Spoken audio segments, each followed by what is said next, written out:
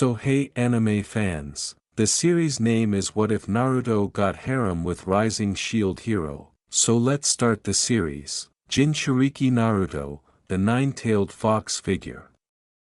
Konoha's genin. Jiraiya of the Sannin's pupil. The Leaf's most unexpected ninja. Kakashi of the Sharingan's pupil. Jiraiya, who had just turned 15, was traveling with Naruto for training.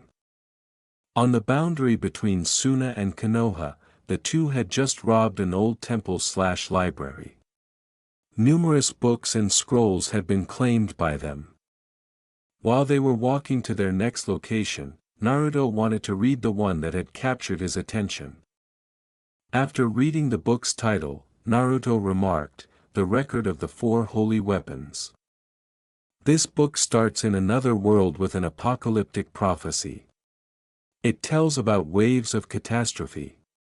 Jiraiya laughed and replied, "Sounds interesting. Keep reading. You need to keep up your studies and the script looks a little on the old side and this will help with your reading ability."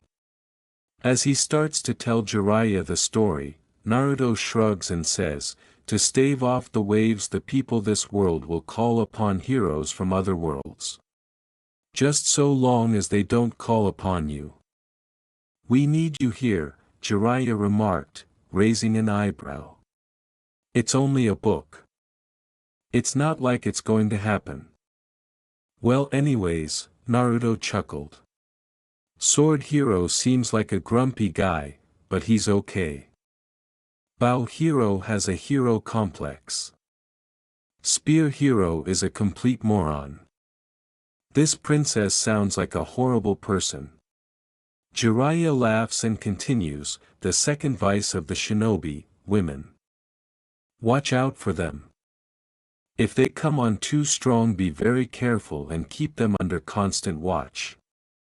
For they will be nothing but trouble.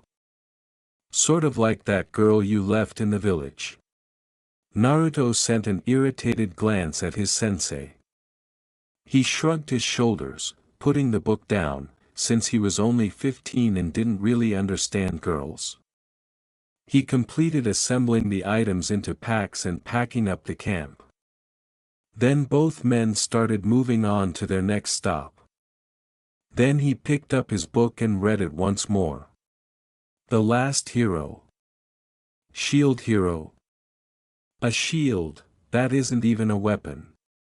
There are some stories of shields being weapons, but they are few and far between, Jiraiya remarked with a laugh. "Hey, wait a minute, why are the pages blank?" Naruto went on. As the boy starts to glow, Jiraiya glances at Naruto and swiftly seizes him. Naruto nodded as they proceeded into a lit tunnel after he looked into his eyes and said, "You're being summoned." As the tunnel seemed to come to an end, Naruto nodded and said, "When we get there, I'm going to disappear. I'll contact you within a day." Crouching, Naruto emerged on a summoning circle. He saw that Jiraiya was absent from the circle along with 3 other people. Additionally, he saw that he was wearing a shield on his right arm, while the others were armed, more precisely, a sword, bow, and spear. "Oh, saint heroes of old! Please help save our world!" cried one of the acolytes he saw. The sword-wielding, dark-haired lad said, "Forget it." In response, the blond boy with the bow said, "I also refuse." As the spear-wielding one put it, "You can send us back to our home world, right? Do that and maybe we'll talk." Naruto remained silent and observed. "You brought the 4 of us here without our consent. Don't you even feel the least bit guilty about it?" the person with the sword said, pointing at the priests. The bow-wielding went on, "Not to mention if we do all that work to restore peace and you throw us out. We'd have done all that work for nothing." The man with the spear inquired, "How willing are you to accommodate our requests?" Depending on your answer, we may end up as your enemies rather than your allies. Despite his frown, Naruto glanced between the two groups. As a shinobi, he was aware of the demands of the heroes. He also wanted to do the right thing, but he also knew the need of getting compensated for his labor. The priest laughed and responded, "Good sirs, before I say any more, I would like you to have an audience with the king of Melmermark. You can negotiate your rewards with him directly. So please." With a lowered sword, the sword hero said, "Fine. I suppose we will consider their offer," the bow hero added. "Yes, it doesn't matter who we talk to, our demands won't change," the spear hero went on. The trio started to exit the room. Knowing that Jiraiya had received the message, Naruto made a number of hand signs before leaving the room. The lad said it was another universe as they made their way through the castle. Naruto remained silent, but he felt a change in the air and touched his shuriken. He was shocked to see a warning in his eyes that the weapon was only to be used by members of his class and was forbidden for use in attacks. He reasoned that shields were his only option. "This is terrible," he thought. "I aspire to be able to use jutsu. Since kunai and shuriken are not an option. But I might be able to use them in traps." He followed the party into a room full of guards wearing strange clothes and armor that he didn't know. A man with lavish apparel and jewels was seated in one of the two chairs at the end of the room. When the man glanced at Naruto, a brief expression of rage appeared on his face, but Naruto chose not to respond. The man started talking. "So you four young men are the four cardinal heroes of legend? This is the land of Melmermark, and I am her king, Alt-Cray Melmermark the XXXII. Welcome, brave heroes. Please identify yourselves." "Renamaki, I'm a high school student and I'm 16 years old," declares the sword hero confidently as he advances. As he advances, the spear hero introduces himself as Motoyasu Kitamura, a 21-year-old college student. "I suppose I'm up next. Itsuki Kawasumi, still in high school and I'm 17, the bow hero replies with a sigh. The king says, "Good, Ren, Motoyasu, and Itsuki. I'll explain why we brought you here. My beloved country of Melmermark and the entire world surrounding it are heading down the road to certain ruin." Naruto glared at the king the entire time, but he remained silent throughout the explanation. Then he learned that there was an old apocalyptic prophecy about waves of destruction attacking our globe. The first wave had already arrived, and the wave of devastation had attacked the realm. Despite narrowly surviving the tsunami, the kingdom managed to survive thanks to the assistance of adventurers and its knights. Following a feast dedicated to them, they had gone to what they believed to be Naruto's room. He had been entertained by the others' tales of how this world resembled their different video game realms. Naruto smirked when he saw that someone was listening at the door after telling them that there weren't any games like they had described in his world. While Naruto had come from a planet that was entirely different from their own, the other three assumed that they were from different versions of the same world. Naruto gave a shrug. He asked them everything he could about gaming systems, but they didn't have much useful information to provide. A shielder, they also referred to him as useless. He simply listened to them and shrugged till they went to their own rooms. Jiraiya had landed on the patio and the listener had gone. "So what do you think?" he asked. "I have no clue." Jiraiya shook his head in response, saying, "I can't understand anything anyone says." "How about joining my party?" asks Naruto. After giving the boy a startled look, Jiraiya said, "What, before a message asking if he would like to join the Shield Heroes party appeared in front of him. Yes, no, he studied yes carefully and chose yes. Abruptly, Naruto's name appeared, followed by a number of lines beneath both his and his name. Naruto said, "I hate reading, but I can listen and read at the same time," and the king was rather boring. "We're both level 1. The red line is hit points, the blue is mana points, the green one is SP or special points, and the yellow one, CP, is chakra points." "Wait, SP? I don't have that one," Jiraiya interjected. Jiraiya followed Naruto's instructions after he sighed and said, "Must be special to the heroes. Also touch the gem and then touch your throat. You will now understand everyone around you from this world. I've been using the help as much as I can to see what I can do." Jiraiya grinned and laughed. He continued, "I knew you were smart in there. Now how do you want to do this?" "With how the king reacted, I'm thinking that I'm going to be betrayed. Somehow, someway." Naruto responded, "I don't know this world, but they don't know that I'm better equipped for combat than any of these clowns.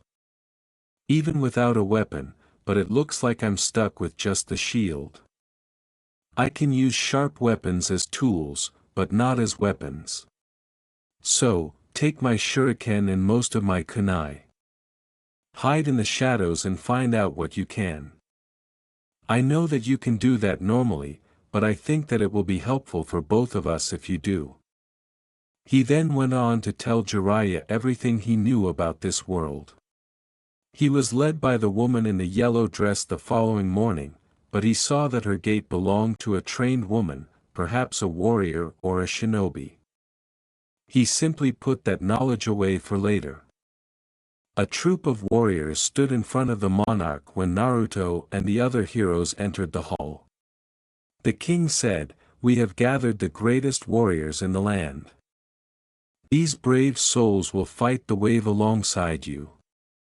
Will we pick them, or will they pick us?" Naruto asked himself. The redhead grinned at him at the thought. The redhead is kind of cute. "Our future champions." The king went on, "The time has come to begin your journey." Naruto kept a tight eye on the gathered adventurers as they moved forward and started to form up behind the heroes. He moaned as he glanced over his shoulder. He was aware that this would occur. Observing the redhead and 3 other girls gather behind Motoyasu, he made a deduction. Even if someone comes over afterwards, he thought. At first, they didn't choose me. Naruto shrugged and remained silent, assuming it would be ignored. "I guess I have to do it on my own as usual." The king went on to say, "Even I'm surprised that this was the outcome, but I'm loath to admit it." "See," Motoyasu replied with a smirk, "being a shielder is bad luck." "Nah," Naruto said, shaking his head, "I'm guessing there is more to it than that." The king continued, "It has come to my attention that the shield hero has no knowledge of our world, even though the heroes are said to come to our world with innate knowledge of our world. I guess this rumor has spread and is the reason that the shield hero has no followers." Shrugging, Naruto declares, "I'll just have to deal with it." "Sir Hero, would you kindly allow me to change parties and allow me to join the shield hero?" asks the redhead in the background, raising her hand. "Are you sure?" Motoyasu said. She grinned and added, "I am." Naruto saw that the smile and the tone of her voice were deceptive, but he remained silent. He was certain it wasn't good, but he wasn't sure what she was lying about either. He wanted to wait for this to happen since he didn't want to reveal his hand. For some reason, the king appeared to have it in for him. "Are there any others that will join Master?" "What is your name, hero?" the king then inquired. Naruto turned and grinned broadly. Then, with a sardonic bow, he said, "Ah yes, you skipped me yesterday, didn't you? How rude of me not to interrupt you and introduce myself. I am Naruto Uzumaki, Genin Shinobi, age 15. The punch made the king flush, and he coughed. He continued, "Yes, Master Uzumaki. Since no others will join your party, we will have to compensate you in other ways. You will have to recruit for your party for yourself. Every month we will supply the heroes the funds that they require, but this month, Master Uzumaki's payment will be higher than the others. Here are your initial war chests. Accept them with our thanks." Naruto received 800 silver coins, while the other heroes received 600 silver coins.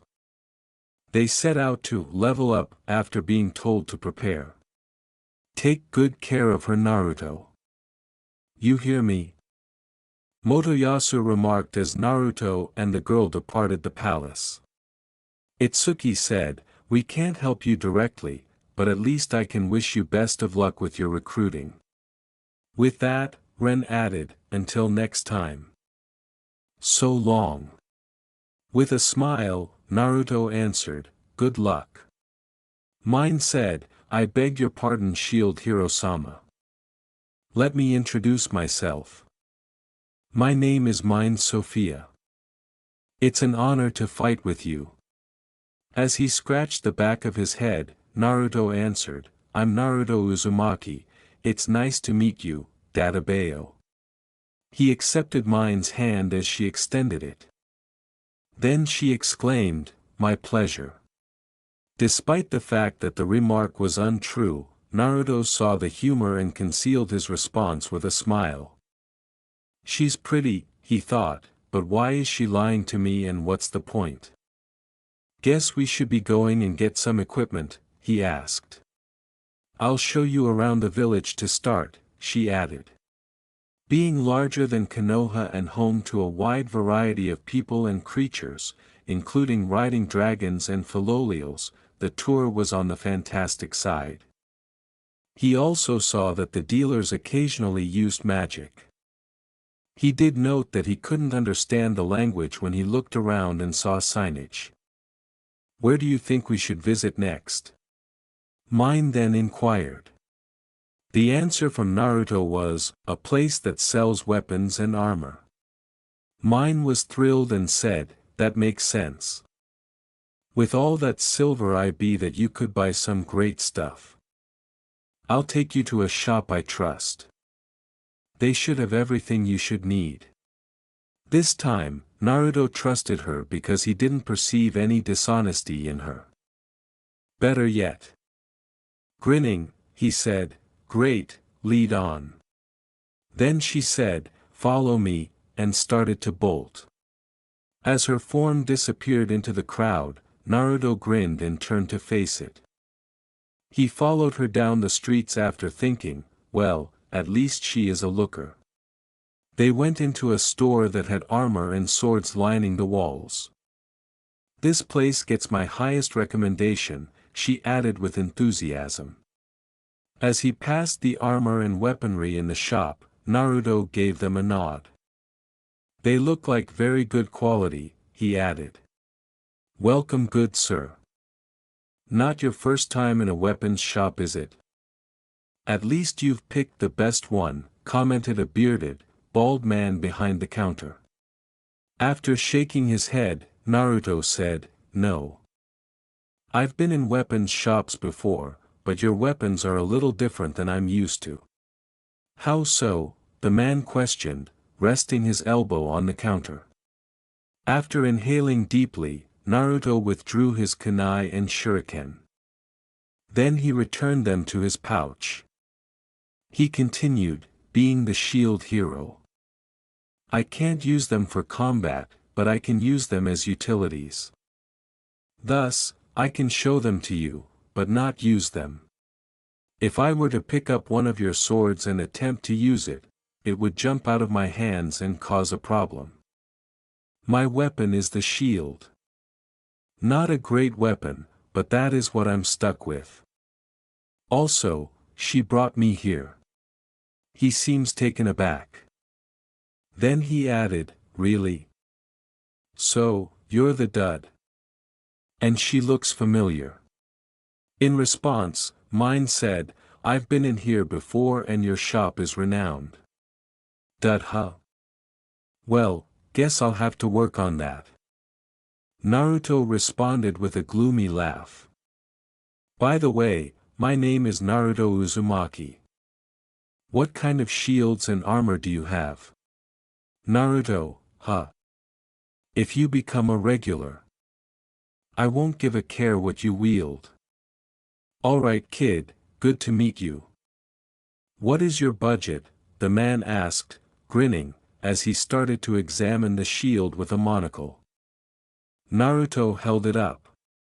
Subsequently, he asked, at a glance it looks like any other small shield.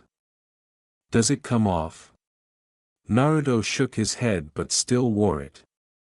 The man tapped the jewel on the shield and went on, I can sense a great amount of magic here, but my appraisal magic doesn't tell me much more. Afterward, he said, thanks for showing me something interesting anyway. In response, mine said, about 250 silver. Naruto frowned as he emerged wearing chain mail.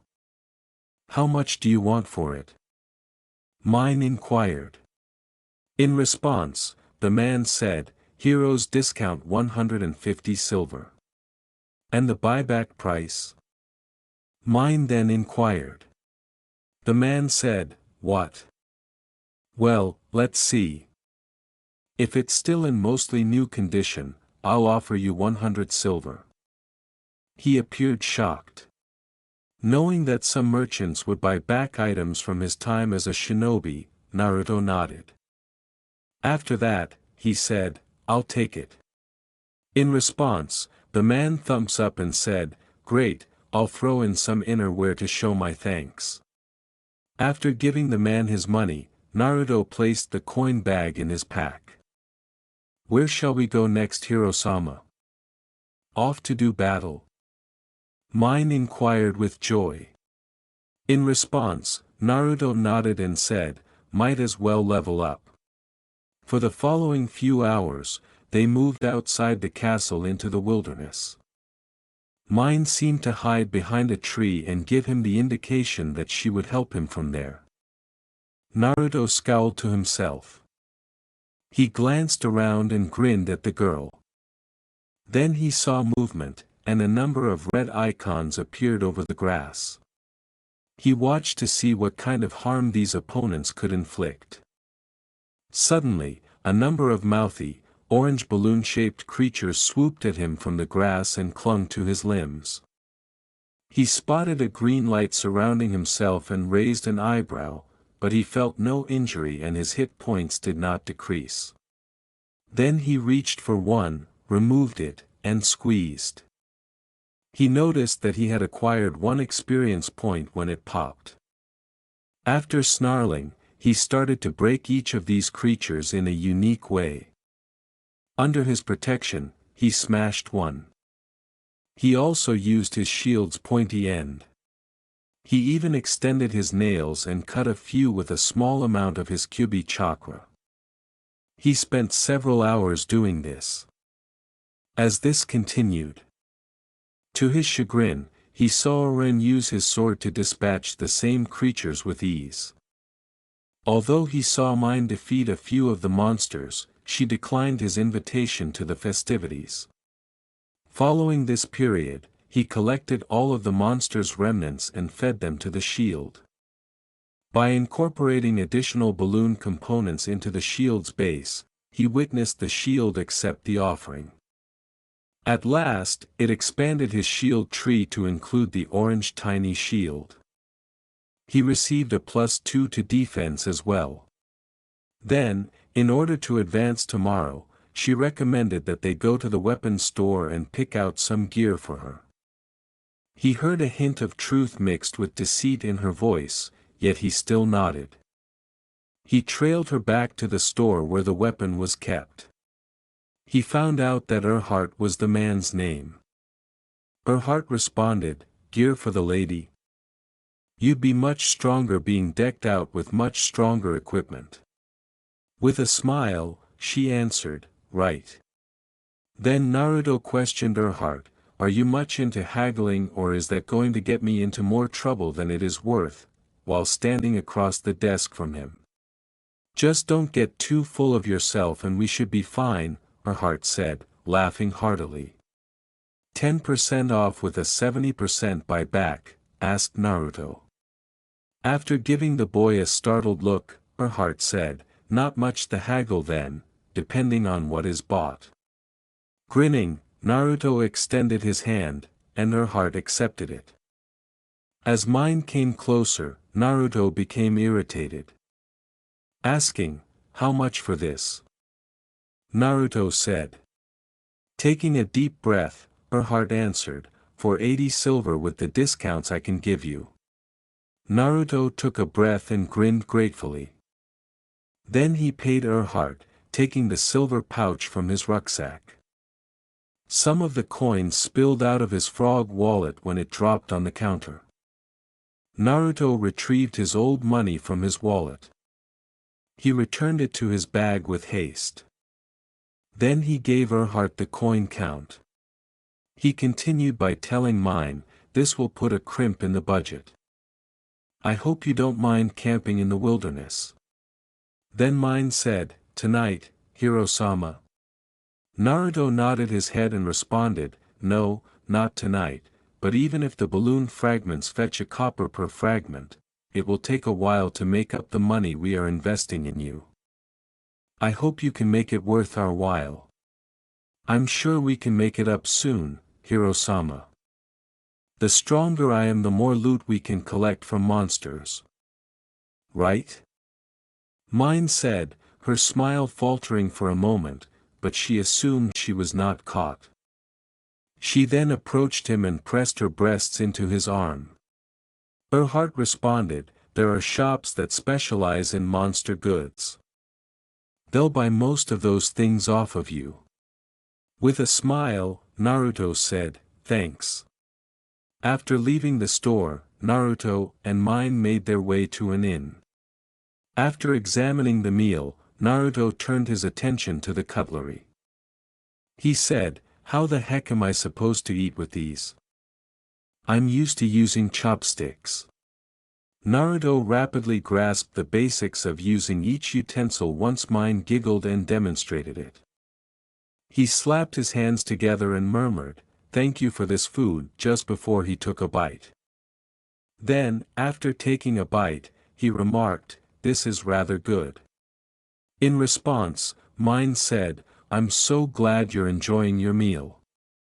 Naruto produced a map and indicated a location on it.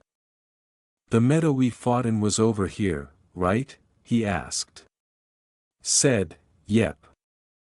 Tomorrow, we'll be headed to Lafan Village, which lies beyond this map, and past Lafan Village we'll find a dungeon that's fit for rookie adventurers." "A dungeon?" Naruto asked, raising an eyebrow. Mine responded, "We won't make very much money either, but it's an excellent spot to work on leveling up." "I see where you're going with this idea," Naruto said, nodding. Then Mine raised her glass and said, "We have all this wine, Hiro-sama. It would be a shame to let it go to waste. Now that I have new equipment and that I have you defending me, it should be a walk in the park." Naruto nodded his head and responded, "I don't drink, sorry, and I advise you don't drink too much. It will cause problems tomorrow. Either with a hangover or with dulled reactions. After the long day we've had and the great vintage of this wine, I would love to share it with you," Mine replied, looking astonished. Naruto had already gotten up and started to leave. "Just take it easy on the wine," he added, waving his hand. Then she added, "You shouldn't turn me down." Naruto spun around and gave her a crazy look. Why is that? He said. Mine responded, Melmarmark is a matriarchy. No man from here would ever turn down a drink offered by a woman. Next, Naruto said, well, I'm not from here and I don't want to dull my senses. I'm sorry if I offended you, but I don't want to indulge in alcohol. It is one of the 3 sins of the shinobi and they can cause our downfall. Maybe I'll tell you about the others. His response was loud enough for the other customers to hear. I look forward to it and I'll see you tomorrow, Mine said with a sigh. After going into his room, Naruto opened his window. As Jiraiya came in via the glass, he could hear Motoyasu and Itsuki fighting. Naruto started removing his armor. He sat down on the table and folded. Then he opened his backpack and took out his spare clothes and 100 silver coins. I just don't trust that woman. There is something off with her. She just ignored my party invite and I just know she is up to something, he stated, passing Jiraiya the cash. Jiraiya left the currency bag containing the remaining silver coins on the table, nodded, and placed Naruto's pack inside his own pack. You expect her to double-cross you? He asked. I just get that feeling. She outright lied to me on several occasions. Naruto nodded and proceeded to place the coins beneath the shield over his arm. Take the orange fragments to a vendor in the market and you should get about a copper for each fragment. I gave you 100 silvers and I'll keep 25 for myself, that I'll put it inside my shield. Jiraiya laughed and replied, I noticed getting experience points while you were out. I also found a way to get more people in your party. Especially if she betrays you. It might not be moral, but there is a slave trading merchant in town, and he has quite a few slaves. I talked with him today. It appears that this kingdom is both a matriarchy and a human dominance kingdom. Meaning that we can get some slaves to fill out your party. I don't think the other heroes will like it, but we can mitigate that later, since it is legal here. We can offer freedom to the slaves after the waves are complete. I can train you and them while we are outside of the castle. I have my eye on a few. There is one that you will have to make the final decision on. Not giving me a clue on who it is, questioned Naruto with a smile. Jiraiya laughed and responded, nope. I just hope that Shield can get us both back to Konoha eventually. I'll see you tomorrow. Have a good night and good choice of not drinking. Naruto laughed and responded, I've seen you get drunk enough on our trip to know better. Especially with how she was acting. I figure she is going to pull something tonight. I more than likely am going to be robbed and blamed for something. Jiraiya looked at him and replied, still having problems with how you were treated. I know trust is hard and how Sakura played you wasn't exactly right, but you need to give a girl a chance at some point. I do agree that this isn't the girl that you should. Good night, Hiroshinen. Naruto replied as he lay down in bed.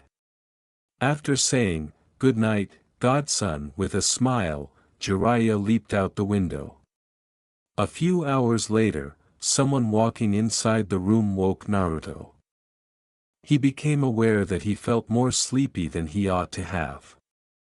Most likely under a charm or genjutsu of some kind. He heard his belongings being dug through and smelled Mine's perfume. She seems to have taken the money bag, the new armor, and his old clothes. After searching but failing to locate anything more. Without bothering Naruto anymore, she departed. Knowing what had happened, Naruto returned to his sleep. When he woke up in the morning, he put on his original jumpsuit that he had stashed beneath his pillow. Then he put his headband on. After that, he made the decision to remove his jumpsuit, place it, the headband, and the kunai bag in a seal on his leg, and then put on the underwear he had received from her heart. When he looked around the room, he saw that it was mostly devoid of items that weren't from the inn and none of his possessions. Through the window, he observed soldiers brandishing spears as they entered the inn from the castle. With a groan, he left his room. He approached a soldier and declared, "I've been robbed." "Shut up. You're under arrest," the soldier cried, as they tried to grab him and take him into jail. "I will come, but if you attack me, I will take all of you down. Do not touch me." Naruto responded violently, releasing a significant amount of killing intent. The majority of the troops collapsed to their knees.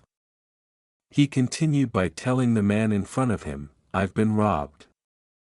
You say I'm under arrest. I will come with you, but as the shield hero I will not be dragged through the town like a common criminal. I only have the cloths on myself and my room is empty.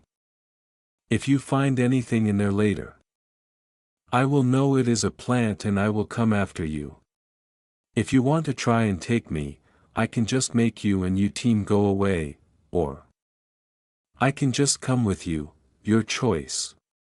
With a grunt, the soldier said, "We accept your terms." The soldiers suddenly stood up as the pressure was relieved. A few stepped forward, but Naruto was led down to the cart by the man in front of him, who shook his head. The soldiers kept their spears on Naruto but maintained a safe distance as he was led into the main chamber. "So I'm brought before the king, in my underwear for a crime that I've not even been told about, and to top it off, I've been robbed," Naruto said, glancing around before turning to face Mine, who was cowering behind Motoyasu and seemed shaken. He also saw Motoyasu wearing his chain mail armor. "So how does my armor feel, Motoyasu?" "I sweated in it all day yesterday," he asked after adding it up. "What do you mean, you cad?" Motoyasu asked, looking perplexed. "This was a gift from Mine." Mine whimpered and Naruto frowned. Then, even further behind Motoyasu, she shuddered. Then he saw the identical expression from all those years ago as he read the room. When the king eventually yelled, "Silence, you filth," the most of the room recoiled, but Naruto gave the king a defiant look. "This is their game," Naruto thought, growling. "She's pointing the finger at me. Most definitely assault or at least rape. Fantastic. It's not going to work out. Mine, I'm sorry to ask you this, my dear, but would you mind repeating your testimony for us again?" the king asked, holding his head in his hand. Mine appeared to be hyperventilating and started explaining, "It happened last night. The shield hero forced his way into my room. He was stinking drunk. He grabbed me and pinned me down. He said something like, 'The night is still young.' And the next thing I knew, he was tearing all my clothes off. Somehow, I managed to get away and ran down the hall. I found Motoyasu-sama happened to be staying at the same inn. I explained it to him." Motoyasu continued, "If she hadn't had me wait until dawn to call the knights, I would have gladly cut you down myself." Naruto growled before responding, "That never happened, and even with your toothpick you wouldn't be able to beat me. I went to bed and then to sleep. I was robbed. I also don't drink. It is against shinobi rules. I would say that you're a fool, but you're a worse fool than I've ever been. My room was stripped of everything that wasn't the inn's." And then the king rose up and said, "To think that the Cardinal Shield hero would commit the greatest sin in this country." With an eyebrow raised, Naruto said, "You aren't even listening. Sin. If you weren't a hero, You would be executed at once, the king yelled fiercely. Naruto's pupils turned into slits and his whisker lines darkened. Mine pushed out her tongue and drew down her lower right eyelid as he said, ominously, you would execute someone on charges only. Sounds to me like there is a tribunal of fools. I need to have a liar tell the truth. In front of Naruto, two spears cross. I've been wronged and hope you figure out what is going on before you make a big mistake. Grabbing one of the spears, he easily beaks the pole. I also bet you have manufactured proof, since my room was barren and without anything when I left. I'll bet your guards found something of hers. I'll bet you 20 silver. Any takers? A guard approached Naruto and knelt down. He then lifted a ripped negligee and added, while conducting a search of the shield hero's room we found, this strewn across his bed. Naruto turned to face the sweaty guard, who appeared to be in the middle of a desert summer.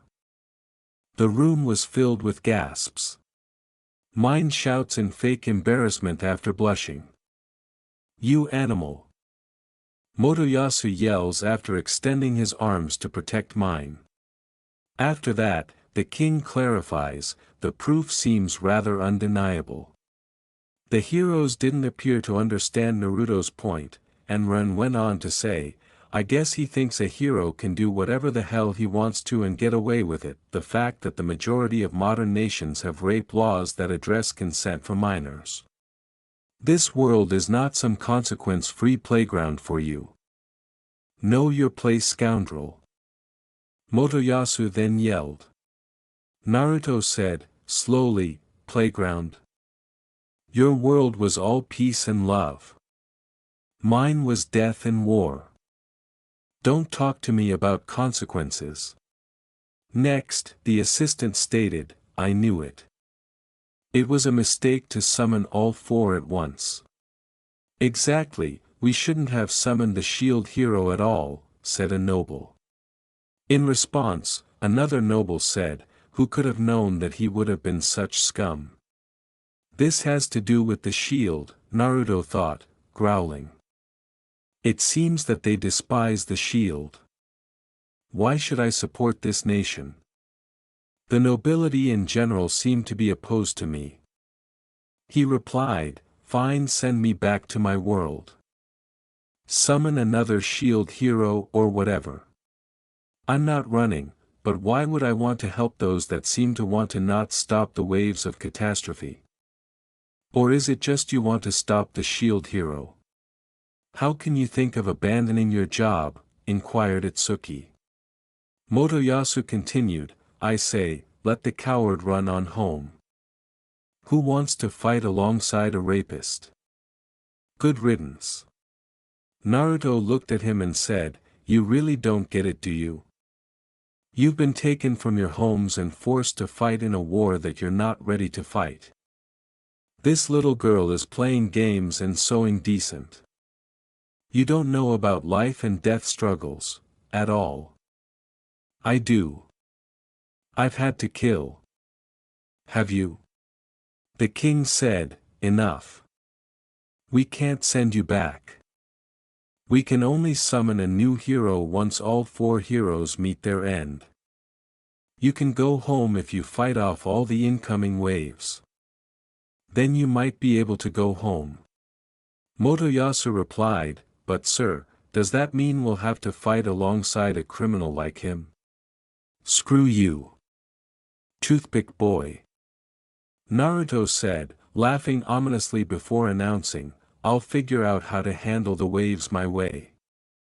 Also, there is no way you can imprison me.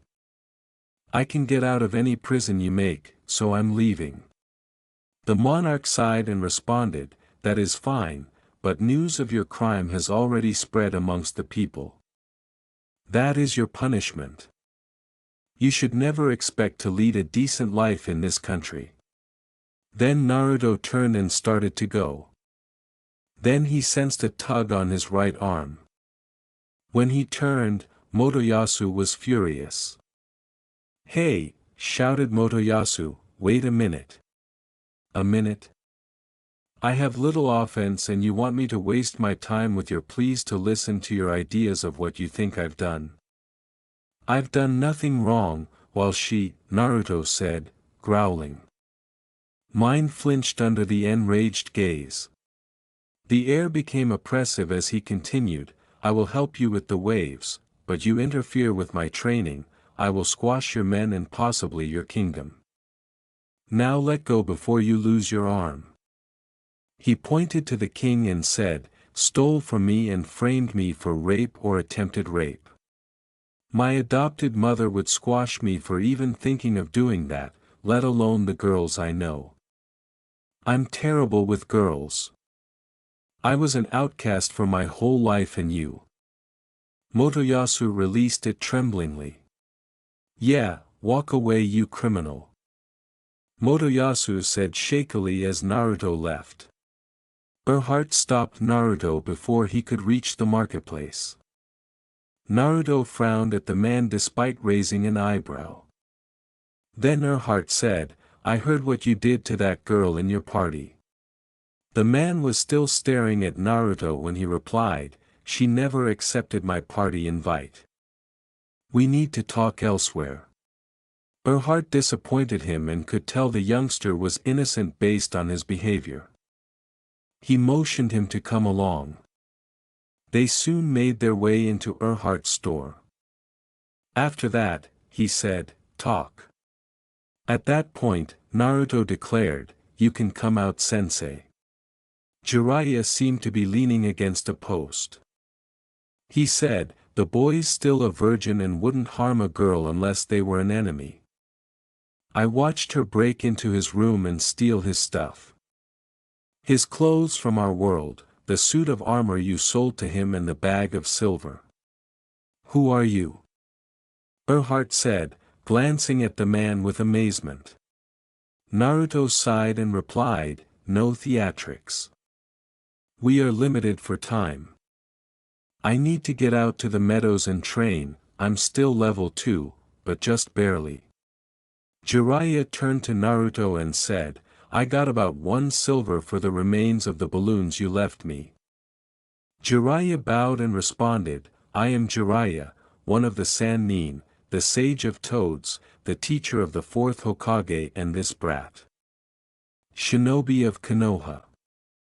At your service. I don't know what to say. What can I help you get? Erhart replied, rubbing his bald head.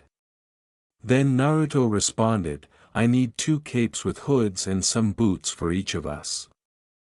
Some clothes for me. That should do it. We will figure the rest out later. Erhart gave a nod and came back carrying 2 folded parcels and a pair of boots. He continued, I can give this to you as a loan. Since she stole from you. How much? Naruto shook his head in response. Incredulous, Erhart said, 12 bronze pieces for the lot. Jiraiya placed the coins on the counter when Naruto nodded. After that, Naruto declared, I want our relationship to be fair and true.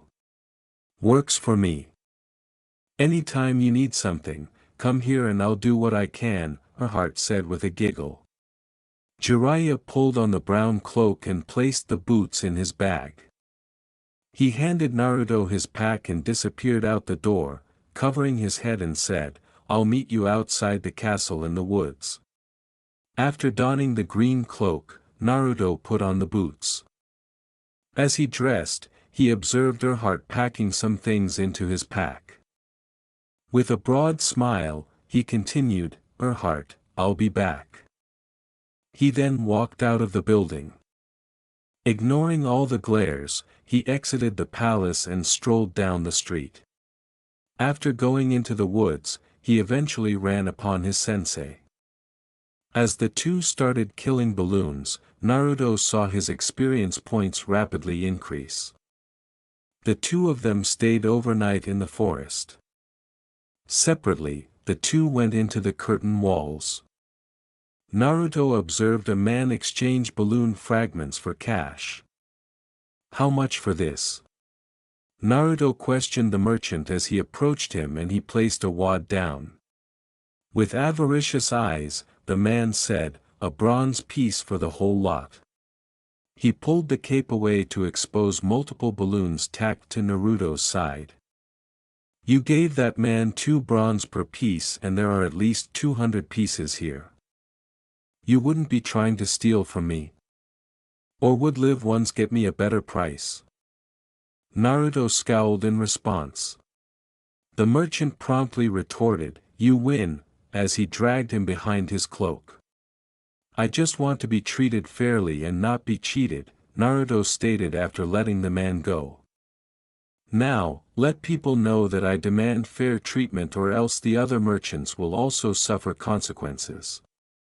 "Of course I will spread the word around," the man said after giving Naruto his 2 silver.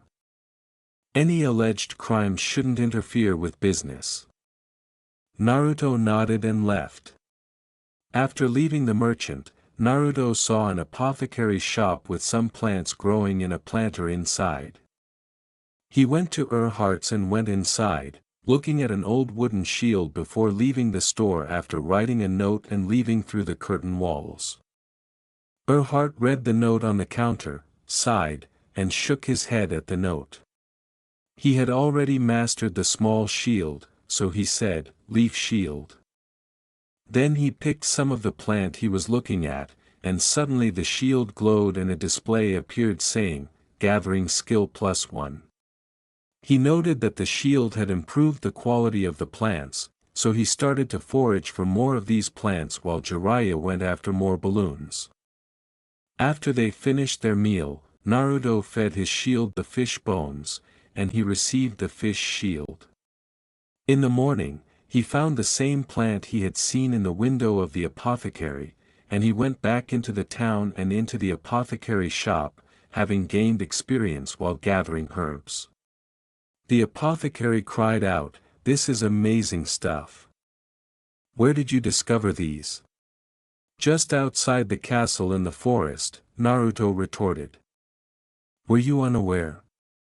"Yes," said the apothecary, "but I've never seen anything so good."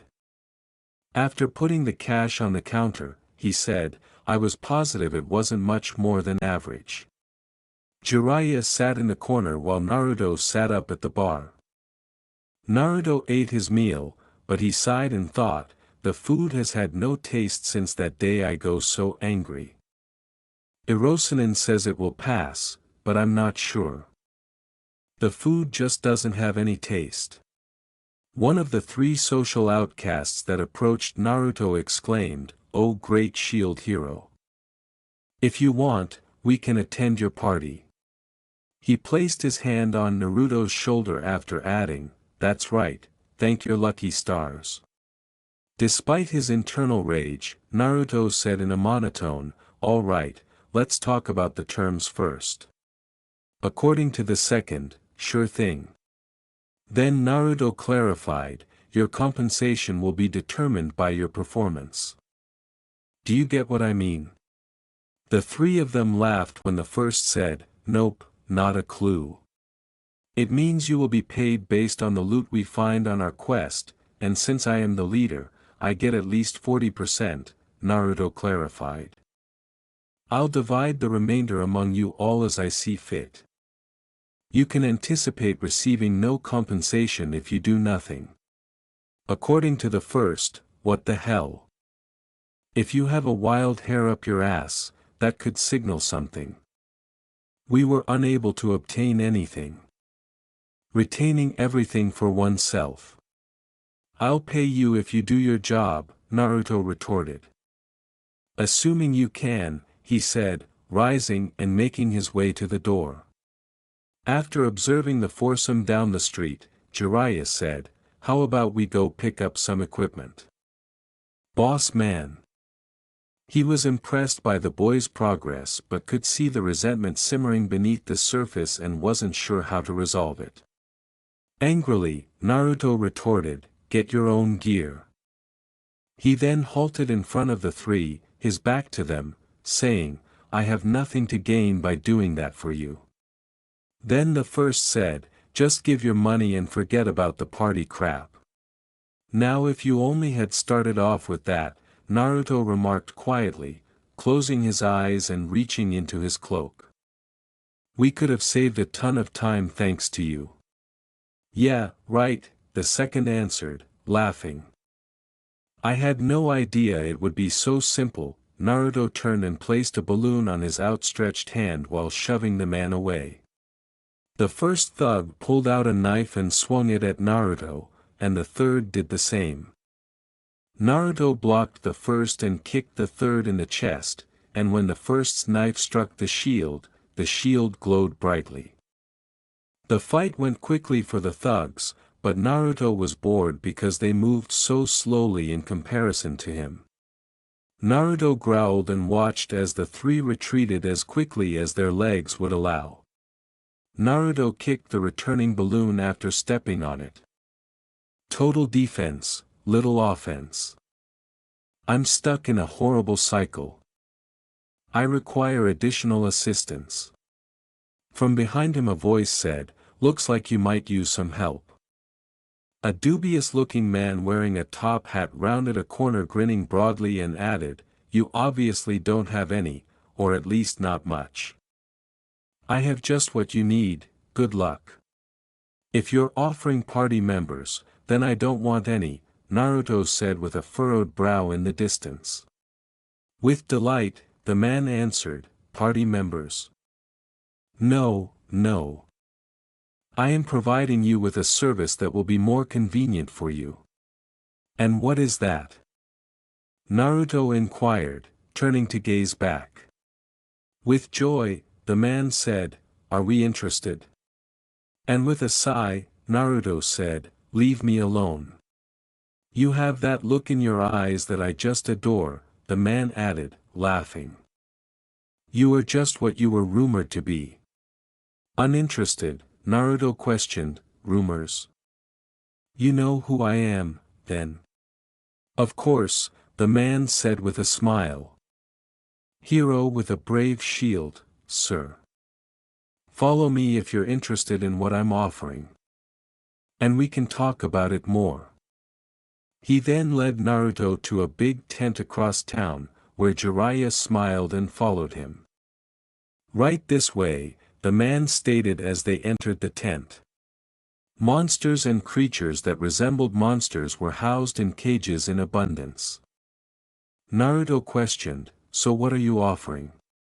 The man chuckled and said, "Isn't it obvious simply by looking? My boy, they are slaves."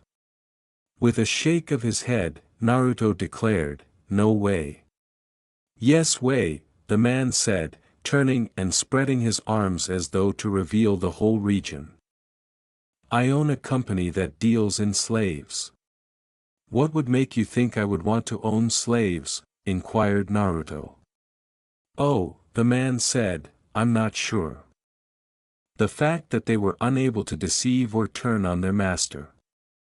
Through the application of a curse, we maintain the obedience of all our slaves. A powerful curse based on seals. Things that have the potential to kill them. What are your thoughts?" After a minute, Naruto groaned and snarled, then said, "All right, show me what you got." After that, the man remarked, "I knew you had what it takes to be a most wonderful patron." Taking in his surroundings, Naruto remarked, "Some of them don't look human." As the man put it, "I can assure you they still are, technically." "What do you mean?" Naruto inquired, raising an eyebrow at the man. He responded, "Even though they look monstrous, they are still human." As he went on to describe the distinction between beastmen and demi-humans, Naruto spotted a female in the cage with dull eyes and heard a cough. "Here, let me show you my best," he said. The wolf man Naruto saw after following him to a cage said, "It's at level 75. After noticing that Jiraiya and Naruto both had a level of 5, Naruto thought, that's almost 15 times greater than my level, and he said, how much do you want for it? Then the man answered, it is pretty uncommon and very capable in combat. What does 15 gold pieces sound like? After giving the wolf man another glance, Naruto retorted, he is your most costly, and he has a damaged leg. You are well aware that I am unable to pay for it. You have a good eye, and you're going to be one of my best customers, the man said with joy. For these things, I have a nose. If you understand what I mean, I must ensure that you have an acute eye. Salutations, sir. You've seen my finest now. Which kind of slave are you looking for? Taking a deep breath, Naruto answered, cheap and one that I can train. Stated differently, a demi-human. If I'm not mistaken. They're not very well suited for manual labor or fighting, he said. It makes no difference. Naruto answered, I can teach them to be what I need. Are you certain? The man inquired. Yeah, I have a knack for training and will figure it out, Naruto answered. The man said, if you say so, and then he walked to another location, which Naruto knew to be the one with the girl with the dull eyes. These are the cheapest slaves I can offer you other than the dead ones, of course, the man continued. The girl coughed and gave him a half-dead expression as Naruto glared at her and said, raise your head. That mangy half-raccoon is sick as a dog and a couple spokes short of a cartwheel, the man clarified. She's not long for this world, he said, laughing, but I'm having a hell of a time with her myself. The girl winced, and the man went on, you see her previous owner loved his torture. I propose an alternative. I've made up my mind, Naruto murmured, glancing at the girl. She will. I'll take her. She grew frightened and her eyes widened. He noticed a rabbit with a malformed hand in the next cage and said, how about this one? That one has a birth defect and isn't worth much, but it might work for helping you, the trader retorted. However, she only has one good hand. The girl seemed a bit scared, but Naruto grinned and said, I'll take her too. She had pink hair and ears, and she seemed to be just a little older than the raccoon girl. After the group arrived at the man's office, Naruto cut his thumb on his tooth and allowed it to drip into the ink bowl. The man said, let's begin. He approached the girls and they knelt down to eye level. The man pushed down the raccoon girl's hands to reveal a seal on her chest, which fascinated Naruto. He dipped a paintbrush into the ink and wiped it inside the seal, causing it to become active and emit a purple flame. The girl started to grunt in pain, but Naruto looked at him and he answered the unasked question, nothing to worry about, the pain will dissipate soon. She cannot defy you with that slave crest on her chest. You have her all to yourself. Then he saw a demi-human with no name appear on his HUD. They did the same for the rabbit girl.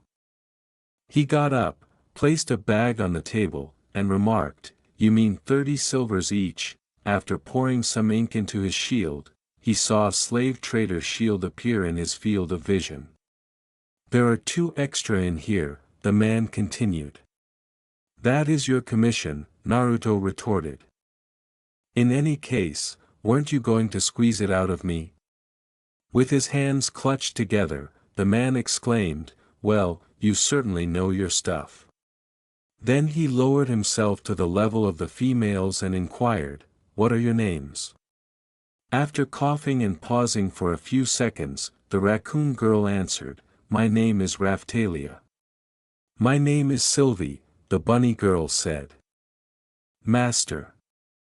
She appeared irritated. Naruto then led them out of the tent after saying, we need to go Raphtalia and Sylvie. He held out his hands, and they grabbed them hesitantly. So he really did chose her. And the bunny girl too. I'm getting shivers just thinking about it, the dealer added with a smile. I look forward to your next visit. Naruto followed Raphtalia and Sylvie, felt Raphtalia's hand trembling in his, and went into Erhardt's shop, where Erhardt greeted him. What's up with the girls? Oh, it's you. Needed another party member, so I bought a couple slaves. I need to equip them, Naruto responded. We need clothing and weapons. Try to keep it under 12 silver. As he waited for the girls to exit the changing rooms, Naruto peered at his help screen and said, at last. Worse than Ino. Looking down, Raphtalia murmured, I'm sorry, sir. Says Sylvia, who is Ino? With a sigh, Naruto remarked, it doesn't matter. Pull out your knife. The two girls looked shocked and said, huh. As he removed his cloak, a number of orange balloons were exposed, the girls flinched, and he withdrew one from his side before turning to face Raphtalia and saying, I want you to kill it. Shaken, Raphtalia said, no. In a terrified tone. With a sigh, Naruto thought, I'm sorry, but it needs to be done. He then said, Raphtalia, that's an order. She gasped in pain as the seal on her chest started to ignite, and she fell to her knees. You are hurting yourself by not doing this, he said. You need to go through with this. Her resolve came to her and the seal stopped sparking as she rose to her feet. She drew her dagger and pointed at the balloon held by Naruto. She screamed and charged the balloon. It caught the dagger in its jaws and spit it out, thus landing her on her butt. Naruto exclaimed, not good enough. Go again. She charged again and popped the balloon. Naruto moved forward and she cringed. He patted her on the head and then said, good work. Currently, we will be collaborating. I will defend you, and you will fight for me. You get it? With a nod, she said, yes sir. As soon as he took out another balloon, Sylvie stabbed it twice in quick succession, popping it. He nodded joyfully. She isn't much, Erhardt continued. Do you have faith that she can assist you? Yes, Naruto answered. I will train them as much as I can, but Sensei won't be able to be there all the time. Additionally, I believe we can repair Sylvie's arm. I believe it was fractured and mended incorrectly, but the slave seller said it was a birth deformity. When necessary, we'll return to retrieve the equipment. Erhardt answered with a nod, I look forward to it, kid. Then Naruto turned and started to leave, saying, let's go girls. Yes sir. Sylvia nodded and trailed Naruto as Raphtalia stood up, sheathed her dagger, and hurried out the door after him. Are you hungry? Naruto questioned, hearing Raphtalia's stomach grumble as he passed a man abusing two demi-human slaves on the main road. With a shake of her head, she answered, no sir. You can't fight on an empty stomach, Naruto moaned. Let's have lunch together. Hearing this, she became perplexed and asked him again, lunch? She then followed him to a tavern, but saw a sign that said, we don't serve demi-humans. She then said, sir. With a sigh, Naruto questioned, now what? This place. She attempted to explain. Just wanting to eat, Naruto yelled, hurry up. He was swiftly followed into the tavern by both girls. Naruto saw the guests become irate and, although he didn't show it on the surface, he laughed within when he heard one of them remark, the shield hero. Why is he in this place? The waiter complained but approached and said, can I help you? Naruto sat down and had the girls sit on the other side of him at the table. He noticed that the females appeared to be admiring a plate that a boy was eating. Naruto responded, "I'll have the cheapest plate you have for me and 2 of what that kid is having for the girls." In response, the waiter said, "That will be 13 copper coins." Raphtalia questioned, "Why, sir?" as Naruto placed the coins on the table. Gazing at her, Naruto questioned, "Why? Do you not feel hungry?" "Why are you getting it for us?" she said, shaking her head. Sylvie nodded her head as well. "I need you both to be fed and healthy so that you can assist me," Naruto retorted. "Together with my sensei, I will also train you too." "All right, here's your food," the server said, returning with the dish and setting it in front of the females who were staring at their plates with stars in their eyes. "Are you going to eat it or are you just going to stare at it?" asked Naruto with a laugh. Together, the 2 females questioned, "Are you certain this is for me?" In response, Naruto said, "I got it for you. Did I not? So, get started. We must complete our training." While Sylvie ate slowly but watched Naruto, Raphtalia started eating with gusto. When he saw that Raphtalia was choking on the food, he said, "Drink this." In the meantime, he pushed a glass of water forward, and Raphtalia drank the water to clear the obstruction. "How's the food? Taste still eludes me. Not sure why, but haven't been able to taste food for years now," thought Naruto as he took a bite of his food and grimaced. Raphtalia nodded and smiled, and Sylvie nodded and smiled as well. "We will meet the other person in our party in a minute, but there are a few things that I have to say first," Naruto remarked as the 3 of them exited the tavern and made their way to the woods. "I also have certain questions that I need to ask. A big pervert is my sensei. Now that I've warned you, you should stay out of his sight for the time being because you're still young. Unless there's anything about demi-humans that I should be aware of." "Master, you look like my last master," said Sylvie initially. "That's why I don't really like you. We demi-humans will also mature rapidly as we level up. I figured that your last master broke your arm and let it heal wrong on purpose," Naruto replied, raising an eyebrow but nodding. "Then he sold you, claiming it was a birth condition. So, why did you buy a useless slave like me?" Sylvie asked, nodding. "Because your hair reminded him of the girl who he loved and broke his heart," a deep voice said from behind a tree. "She betrayed him, too. The other one makes him think of the person he knew would betray him. I'll let him tell you. Oh, and by the way, Jiraiya, his teacher, and I are your other teammates.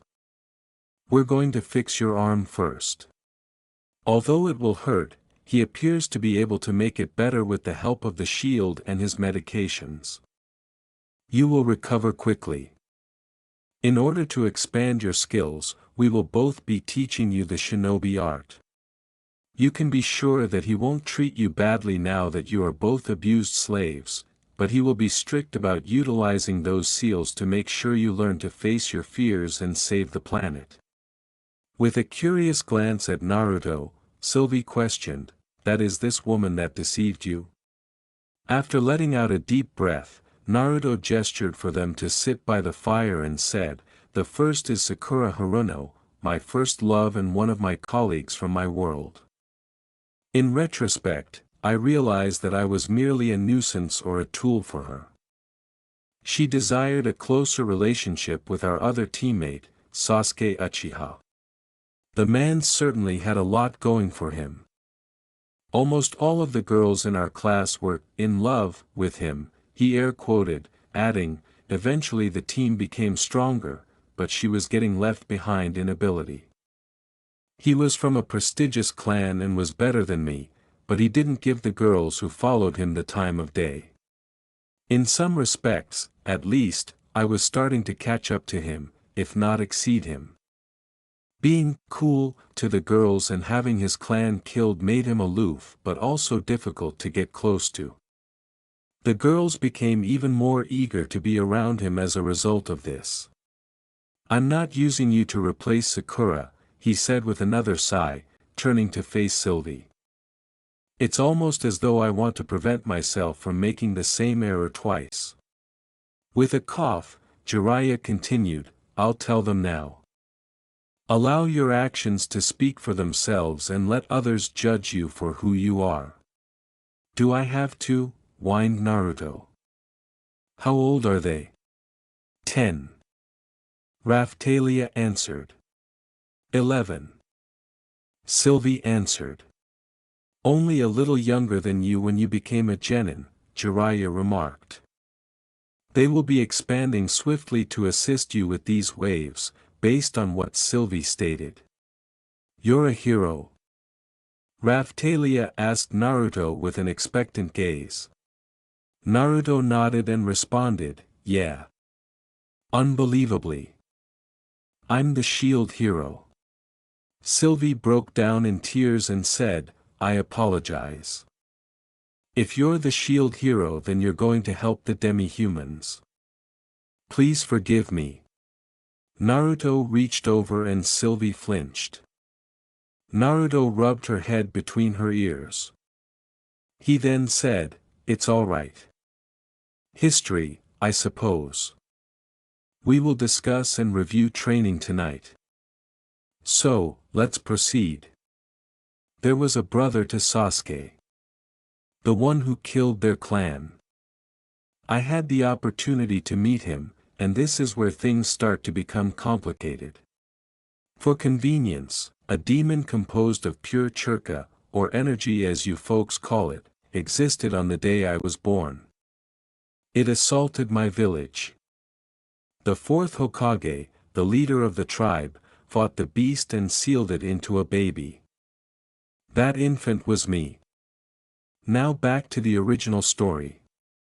Sasuke's brother Itachi wanted to capture me for this beast, the Kyuubi, or the nine-tailed fox. Sasuke left the community to chase his brother. He believed he could defeat a man with years more experience than himself because he was the conceited jerk. Sasuke, on the other hand, had his ass handed to him and had only a year or so of real-world experience. He was subjected to genjutsu, or as you would say, a powerful delusion, after breaking his arm.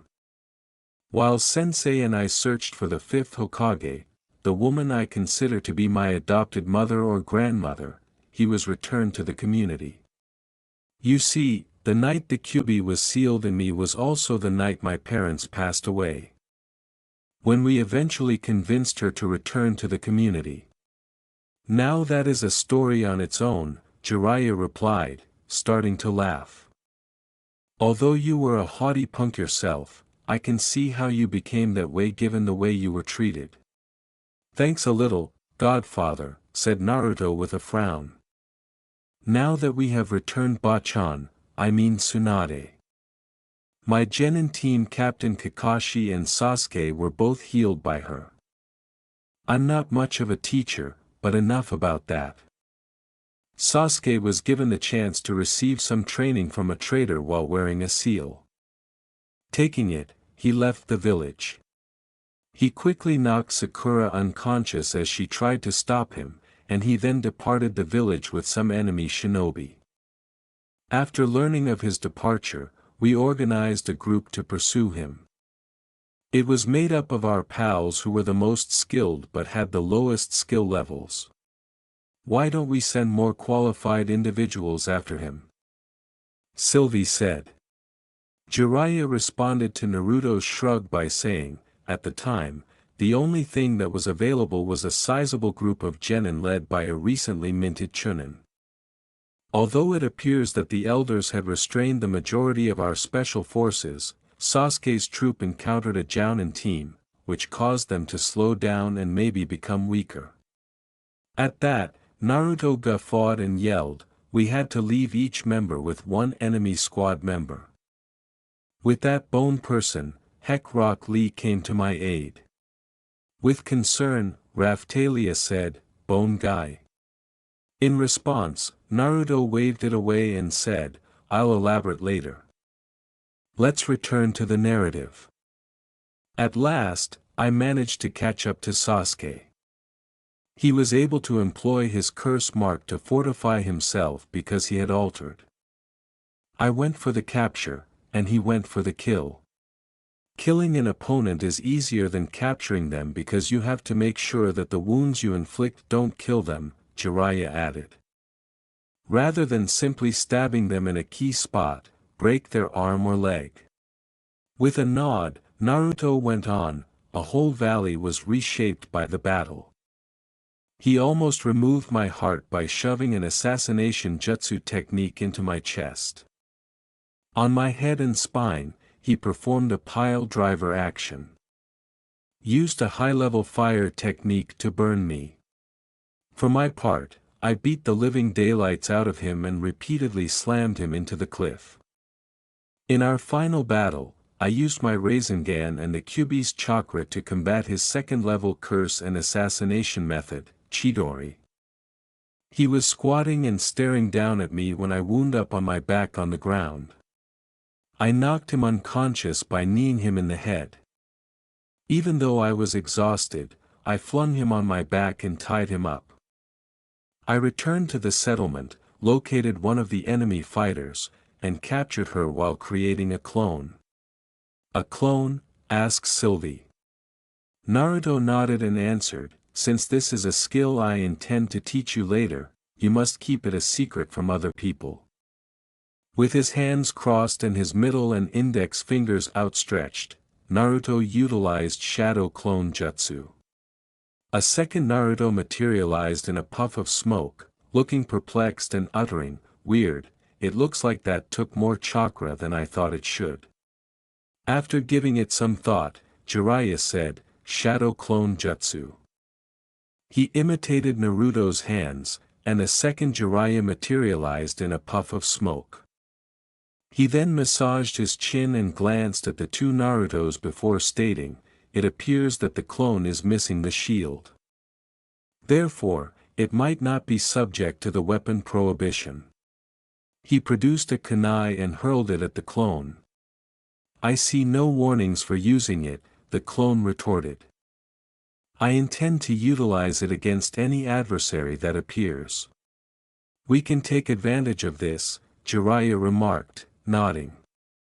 "Well, the clone shows up as a partygoer. I hope you don't do what you allegedly did to Mizuki, which is to make 1,000. With a laugh, Naruto remarked, observing the loss of mana and chakra. "Before I run out of both, I can't manufacture more than 20. Looks like more chakra control exercises," Jiraiya replied with a smile. Grabbing his head, Naruto cried out, "No," after taking a big breath, he regained his composure and added, to continue the story.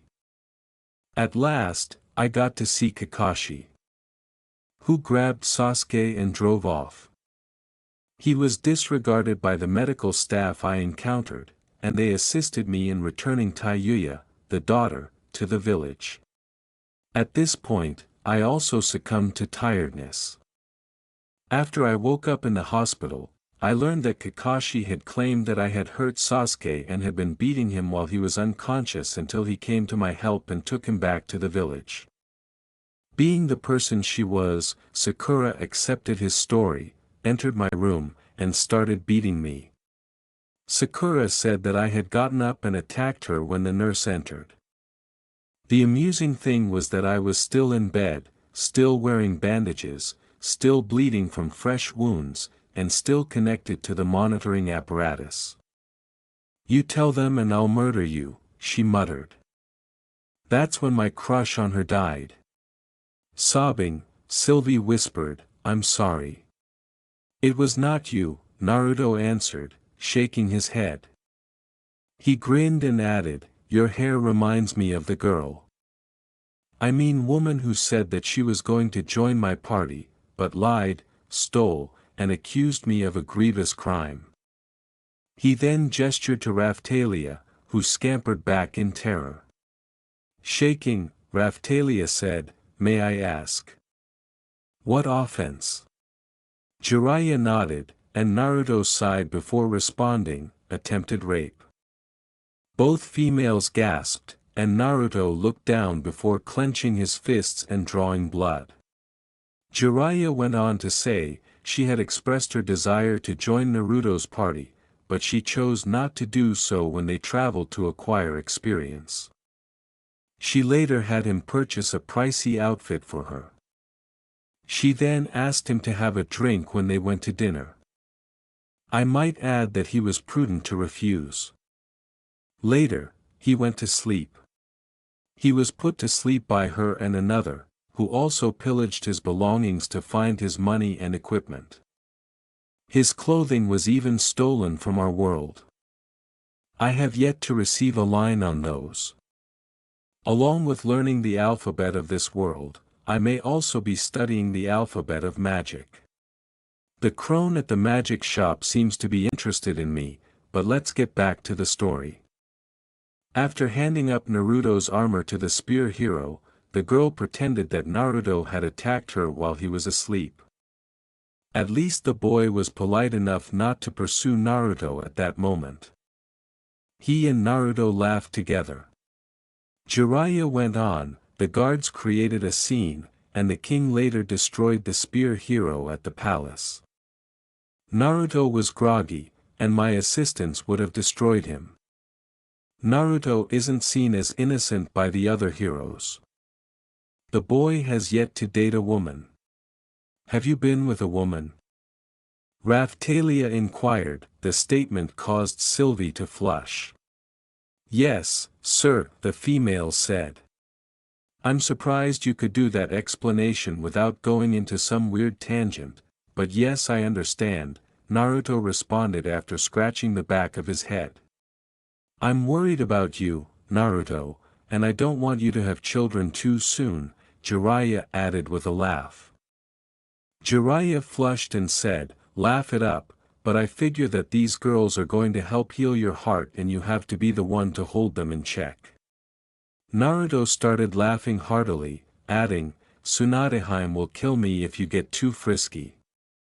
I understand, Naruto said, wiping away a tear. Yes, Bachan can be frightening. How was the summoning process? I was able to summon Gamakichi and give him a note for Ma, Pa, and Tsunadeheim, Jiraiya said with a frown. We had limited options in that regard because calling him required around 3/4 of my chakra. Tomorrow, we ought to receive some updates. Fukasaku-sensei. Jiraiya bowed as the clones burst and he started cooking as he turned and a puff of smoke appeared. Naruto instantly used his hand to calm the girls as a toad with a mohawk, goatee, and white eyebrows arrived. The toad spoke, but the girls couldn't understand. I'm glad to see that both of you are in good health, even if not in your usual clothes, Jiraiya boy and Naruto-chan. Tsunade-chan has a training scroll for you and the boy. Additionally, she has a treatment for the female you mentioned he might pick. I see now that he did pick her. We are also unable to call you back. I can utilize the sage arts to summon myself, but for some reason this planet won't let me. I see, said Jiraiya, nodding. He is a little predictable, to be sure, but he made a different decision. Both, in my opinion, will be beneficial to him, and they appear to have the capacity to pick up our methods. We may also be able to pick up some tips from them. We can begin the chakra exercises once the girl's arm has been fixed.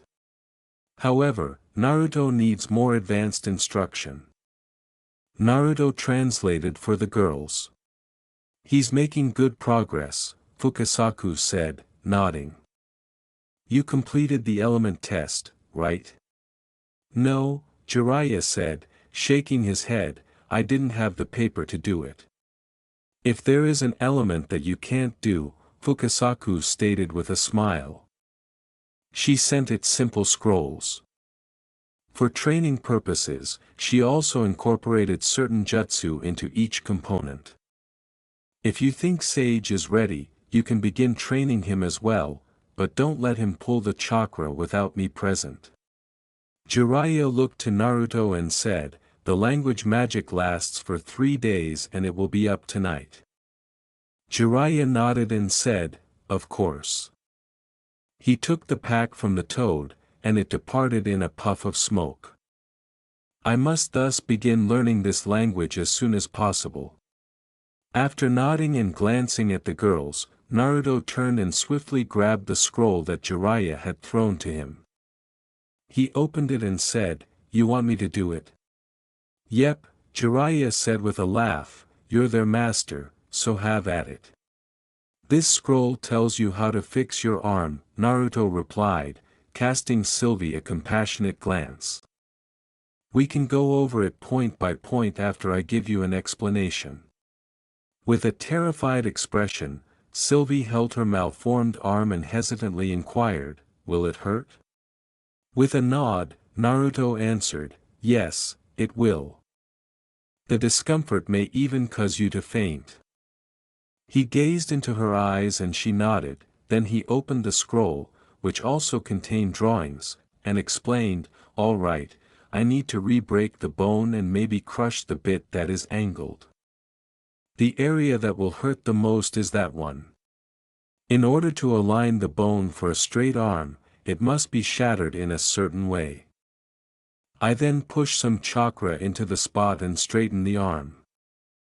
I'm not sure how that will affect you, but it will be beneficial for the arm brace I'll apply over the affected area to help it heal.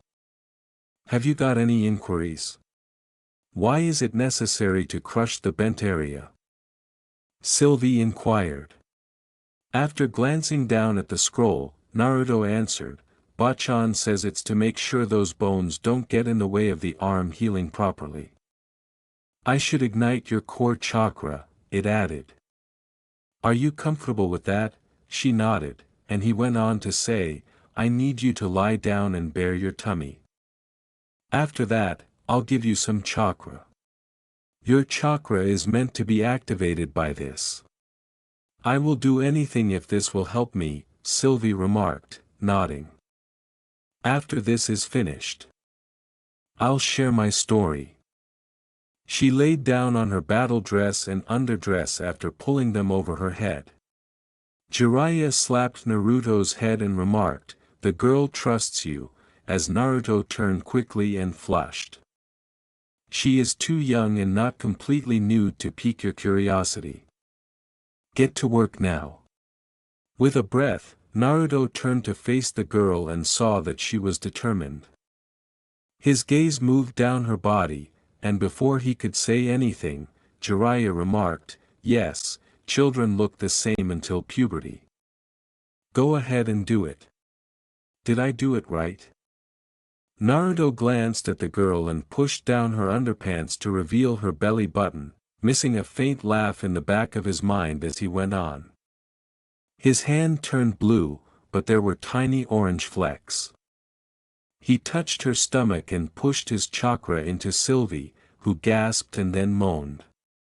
Jiraiya raised an eyebrow but nodded to Naruto. He felt a slight tug on his chakra and stopped it when he felt a light tug. Jiraiya nodded and replied, "Yes, I've heard that it sometimes has a euphoric effect upon activation. It happens on those who are older. You would not want to do it on a woman in her 30s. She would want you for that to happen again and again, if you know what I mean." Naruto looked at Jiraiya and asked, "You mean I made her?" Jiraiya nodded. Naruto sighed and just shook his head. He put her undershirt back on and put her on a sleeping bag. He turned to Raphtalia and asked, "Are you ready to have your chakra activated?" Unable to make up her mind, Raphtalia said, "Will you command me?" "Will he do it, too?" Jiraiya shook his head and replied, I will not activate your chakra. That is his job. Also, you're too young for me. Naruto scowled and replied, I will not order you, but it will help you. He then noticed Sylvie's status updated with a chakra bar that was slowly filling. He then said, it worked for her. And then Raphtalia said, may I keep my shirt on? Naruto laughed and replied, yes of course, I only need to touch the area around your belly button. She nodded and lifted her battle dress off with the help of Naruto. She then laid down on a sleeping bag. Naruto moved the undergarments out of the way and then asked, are you ready? She nodded and replied, yes, master. There were still traces of orange chakra in his chakra, so Naruto repeated the process of pushing chakra to his hand and then placing it on the girl's stomach. The reaction was less dramatic this time, she simply grunted and then looked expectantly at Naruto when he finished. Sylvie was asleep, but Raphtalia sat up, and Naruto assisted her into her battle dress. How do you feel? She replied, I have a little more energy, but I'm tired. It's hard to explain. Jiraiya said, just rest and wait for dinner to be done. Naruto, time to work on that arm. Naruto sighed and moved to Sylvie's side. He touched the scroll and 2 wooden splints, a roll of gauze and 2 bottles appeared on the scroll. He looked sympathetically at the girl and asked, are you ready? She nodded and replied, yes. Please fix what the man who looks similar to you, that did this to me and erase that memory from me. He poured one of the bottles into the shield and a new shield appeared, healing salve shield, chakra-based healing will get a +5. Chakra control boost, small, Naruto tilted his head and changed his shield. The shield became a leather bracer with the kanji for doctor on it with the gem in the middle of the bracer. He waved Jiraiya over and showed it to him. Look, a new shield of sorts. It works on healing and chakra control, Naruto explained. He then continued, I'm not sure with the shield that I have enough strength to break bones right, so keep an eye on me and I might ask you to help with it. He then pushed chakra into another seal and padded bar appeared with several scrolls. There was a note on the scrolls. If you want to learn healing, read these scrolls. Naruto shook his head. He looked down at Sylvie and smiled warmly. He then said, bite down on this and I'm sorry for hurting you. He put the padded bar in her mouth. He then gently took her arm and put his hands on both sides of the bend.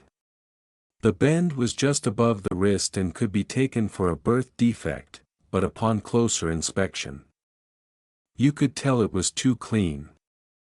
Naruto gently said, on 3 I'm going to do this. He looked into her eyes and waited for her to acknowledge. He started counting, 1, 2. And then used chakra to enhance his strength. The bones broke and she arched her back. She also bit down on the bit and screamed. Naruto continued to work the arm and crushed the bone at the bend, while straightening the arm. He then gently did what he could to move the bones in the area around to align them correctly. He had Jiraiya check his work.